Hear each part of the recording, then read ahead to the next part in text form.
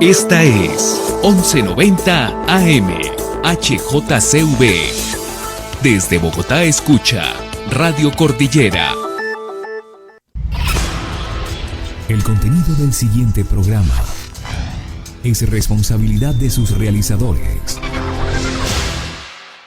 Aquí comienza Colombia Construye, el único programa en Sudamérica especializado en el campo constructor. Las noticias de los gremios, las empresas, las asociaciones, la academia, las sociedades constructoras. Usted las escuchará en Colombia Construye. Dirige Álvaro Ospina Moreno.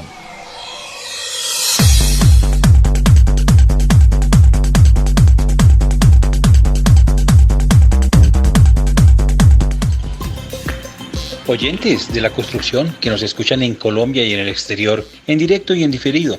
Para todos ustedes, buenos días, buenas tardes, buenas noches. En el nombre de Dios, les damos la bienvenida al programa de radio del sector constructor. Hoy vamos a tener dos temas importantes para todo el sector. Puntos claves de la propiedad horizontal y balance de venta y construcción de vivienda en los últimos 6 meses. Les tenemos también los eventos de la semana y los núcleos de la construcción. Sean todos bienvenidos. La Asociación Colombiana de Facultades de Ingeniería, ACOFI, promueve una formación de calidad en ingeniería, buscando el mejoramiento continuo y soportada en una ética que permita un ejercicio profesional responsable con el desarrollo del país. Asociación Colombiana de Agregados Pétreos, Asogravas. El invierno no te deje sin luz y sin cómo cargar tu celular. Kit solar móvil de emergencia. Dónalo o utilízalo. Aprovecha el poder del sol. www.faecolombia.com. Colombia Construye. Lo pueden escuchar en directo por los 1190 AM de Radio Cordillera y por www.todelar.com. Buscan ustedes en emisoras Radio Cordillera o en diferido. Entran a la página www.colombiaconstruye.com. También nos encuentran en nuestras páginas de Facebook, Twitter, YouTube, Instagram, SoundCloud, Spreaker y iVoox. Y saludamos a las agremiaciones y empresas constructoras aliadas de nuestro programa. Ellas son la Asociación Colombiana de Túneles y Obras Subterráneas ACTUS, Women in Concrete Alliance, la Asociación Latinoamericana de Tecnología Sin Zanja, la Asociación Colombiana de Facultades de Ingeniería ACOFI, la Asociación Ferretera Internacional AFERRI, la Sociedad Colombiana de Arquitectos y su regional Nariño, la Asociación Colombiana de Productores de Agregados Pétreos Asogravas, la Cámara Colombiana del Acero Camacero, la Asociación de Profesionales en Conducción de Fluidos APROCOF, la Sociedad Colombiana de Ingenieros, la Cámara Colombiana del Cemento y el Concreto Procenco, la Asociación Nacional de Estudiantes de Ingeniería Civil ANEIC, Construdata del Egis, Infoacero y la inmobiliaria Inmovigar. Como les contamos en un programa anterior, se cumplieron 20 años de la Ley 675 del régimen de propiedad horizontal. Por ello, para este programa, invitamos a una experta en el tema, la doctora Nora Pavón, reconocida por su experiencia en el campo inmobiliario y constructor. Doctora Pavón, bienvenida a Colombia Construye. Gracias, señor Ospina. Cordial saludo para usted y para todas las personas que en este momento están en sintonía del programa Colombia Construye. Doctora, ¿qué podemos destacar de la Ley de Propiedad Horizontal y a su criterio qué se podría cambiar? De la Ley 675 de 2001 se puede destacar que es un marco jurídico muy completo y sólido que recogió los principios de la Constitución Política de Colombia y de las normas que la desarrollaron de inmediato. Todos los reglamentos de edificios, conjuntos, condominios, con cualquier uso que se hayan sometido a la norma deben estar fundamentados en sus disposiciones. De ahí la importancia e influencia que tiene la ley en todas las copropiedades, en las profesiones, en los centros médicos, en los centros comerciales, en los inmuebles con cualquier uso. En lo práctico, la ley es una herramienta que al otorgar la personería jurídica a los edificios, conjuntos, condominios que se sometan a la misma ha hecho más operativo el trabajo de los administradores, de los consejos de administración y de las asambleas. Ha facilitado, por ejemplo, el cobro de cartera, estableciendo la solidaridad entre anteriores y nuevos propietarios o entre los propietarios y los arrendatarios para el pago de las cuotas de administración. La exigencia de la preparación de los administradores contribuye a la profesionalización. Los administradores, por ejemplo, han adquirido más importancia y son más conscientes de sus responsabilidades. La ley ha sido generadora de empleo, le ha ido extendiendo a diferentes casos, a diferentes usos, de ahí la importancia de la misma. ¿Qué faltaría? Aunque la ley puede tener ajustes, es necesario tener en cuenta que muchas previsiones pueden ser contempladas en un decreto reglamentario o en los reglamentos también. Lo que hace falta es lo externo. Se ha buscado desde antes de la ley 675 del 2001 que haya un control y una supervisión sobre las propiedades horizontales a través de una entidad. Inicialmente se pensó en las cámaras de comercio, se ha considerado diferentes entidades y actualmente el proyecto de ley 301 que hace trámite en el Congreso de la República, concretamente está en la Cámara, ha considerado que debe ser las alcaldías que tengan esta responsabilidad. Yo considero que las alcaldías no deben ser las entidades que se encarguen de esta función porque se ha comprobado con el registro y certificación de la persona jurídica, la propiedad horizontal, que es la única que tienen ahora, que ellos no tienen suficientes recursos y hasta qué punto se volvería una tramitomanía o sería totalmente contraria a la operación de la actividad de los administradores, que les tocaría de todas maneras demorar todos los trámites, todas las actuaciones que se hacen dentro de las copropiedades al no existir una rapidez en las decisiones de la administración. Sin embargo, pues esto está en estudio, todavía le falta a ese proyecto de ley la mitad de su trámite. Por otra parte, la ley es un marco, no se puede pretender que todo esté dentro de la ley, entonces yo considero que muchas de esas previsiones deben quedar en los reglamentos. Se acaba de modificar expresamente la ley en lo relacionado con las viviendas de interés social y con las viviendas de interés prioritario.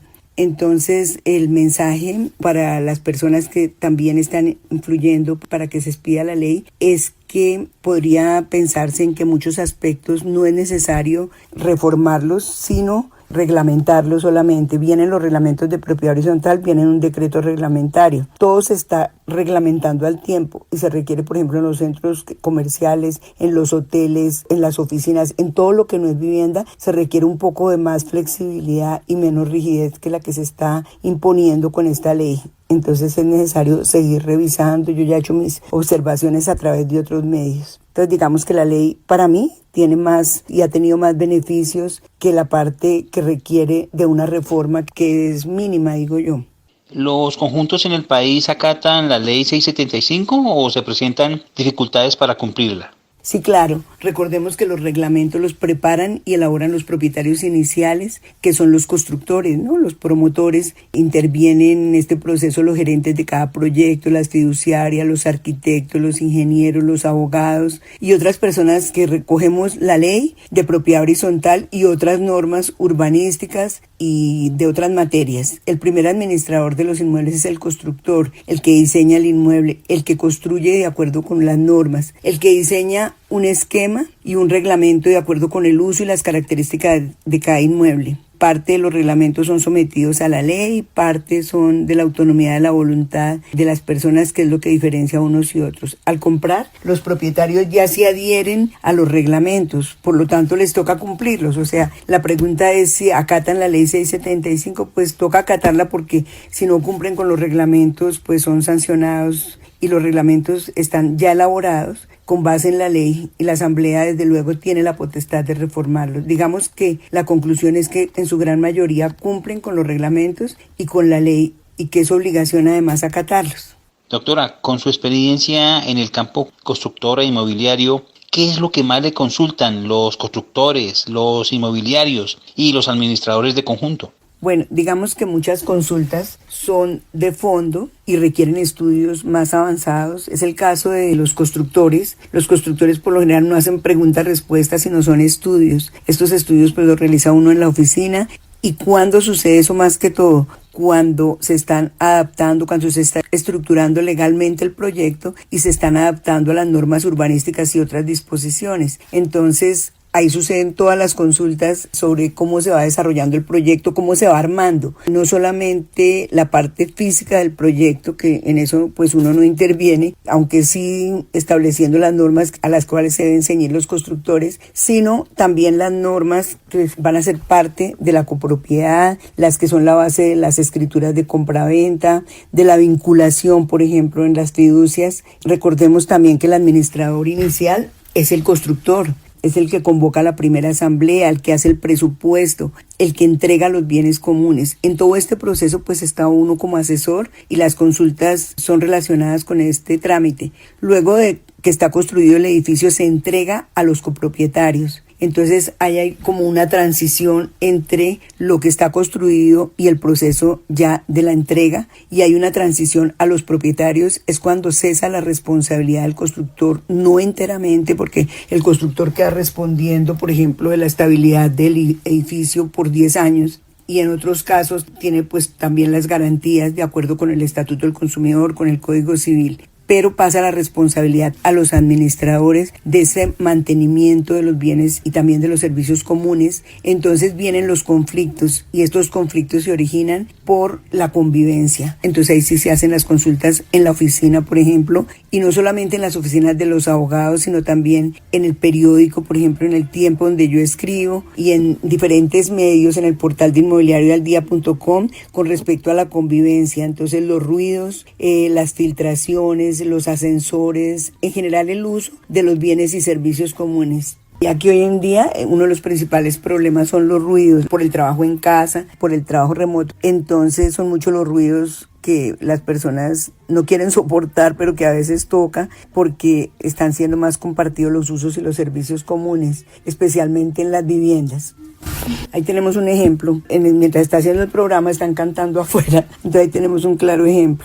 De las consultas muchas son recurrentes, entonces les decía que en el periódico cada semana se resuelven preguntas. Llevo 27 años resolviendo consultas, pero esas consultas hacen referencia a la interpretación o incumplimiento de los reglamentos, a las normas de convivencia, a los parqueaderos, a las terrazas. Bueno, en general, más que todo es problemas de seguridad y de convivencia. Doctora, hablemos de su página web y cómo la pueden seguir los interesados. En cuanto a la asesoría a los constructores de manera directa, en mi oficina. En este momento, como la mayoría de las personas, estamos trabajando con otros profesionales asociados y abogados, ingenieros, arquitectos, y con el personal de la oficina estamos en trabajo remoto. Respecto a la página web, pues tengo la página mía, cualquier persona puede acceder y verificar nuestros servicios y experiencia. Del portal inmobiliarioaldia.com es un portal inmobiliario de actualización de información permanente, y pueden acceder las personas que están afiliadas al mismo y esencialmente nuestros clientes, de manera gratuita. Pero hay muchas personas que también podrían acceder tanto al blog como las consultas que se pueden realizar de manera separada en el portal. El portal cubre también noticias, pronunciamientos de las entidades del sector constructor. Le hacemos una actualización cada semana. El correo de mi oficina es norapavonasesorías@hotmail.com. Por último, en el diario El Tiempo y de manera gratuita se reciben cartas en la sección de vivienda y construcción, consultas, pero son de carácter general, o sea que no requieren un análisis de fondo. Doctora Nora Pavón, muchísimas gracias por acompañarnos en Colombia Construye. Les agradezco muchísimo la invitación. El invierno no te deje sin luz y sin cómo cargar tu celular. Kit solar móvil de emergencia. Dónalo o utilízalo. Aprovecha el poder del sol. www.faecolombia.com. Y continuamos con los núcleos concretos de la construcción. Expedición de licencias de construcción por medios electrónicos. Núcleo concreto normativo de la construcción número 115.